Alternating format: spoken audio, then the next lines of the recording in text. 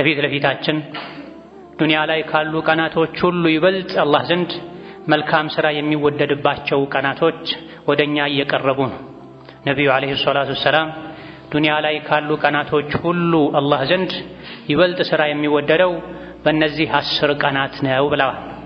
እነዚህ መልካም ሥራ የሚወደድባቸው ከረመዳን ሁሉ እንደሚበልጡ የተነገረላቸው በእነዚህ ቀናት ውስጥ የሚሰራ ሥራ ከጂሃድ ሁሉ እንደሚበልጥ ነቢዩ ዓለይሂ ሰላቱ ወሰላም ያሳወቁን ቀናቶች ሊገቡ ሊመጡ 4 ቀናት አካባቢ ብቻ ይቀራል።